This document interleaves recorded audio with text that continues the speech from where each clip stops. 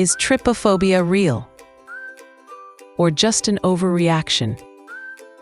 Have you ever come across an image of a honeycomb or a lotus seed pod and suddenly felt sick, itchy, or even panicked?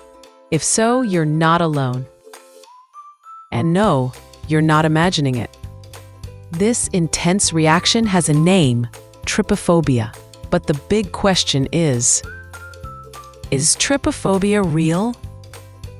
Or are we all just overreacting? Let's find out. Trypophobia is often described as an intense aversion to patterns of small holes or bumps, like sponges, bubble wrap, or even certain skin conditions. For some, it causes mild discomfort. Like for others, it triggers full body chills, nausea, or even anxiety attacks. Now here's the catch. Trypophobia is not officially recognized as a diagnosable disorder in the DSM-5, the handbook doctors use to identify mental health conditions. So technically, it's not a clinical phobia.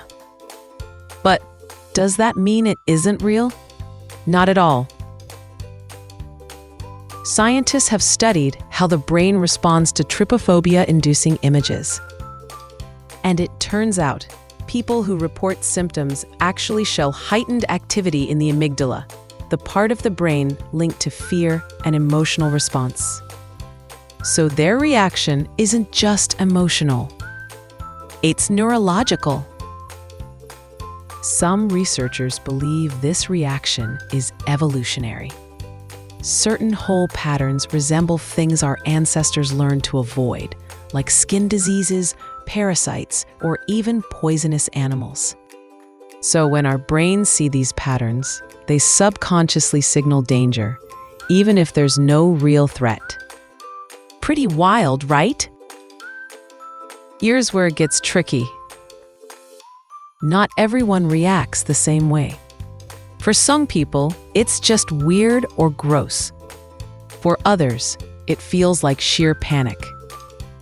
So is it an overreaction?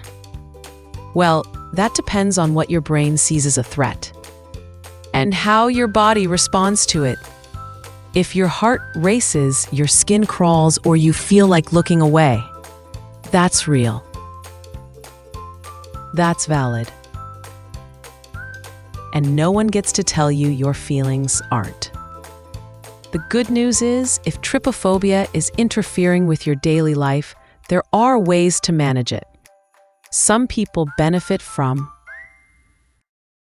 exposure therapy, cognitive behavioral therapy, CBT, or even simply avoiding known visual triggers.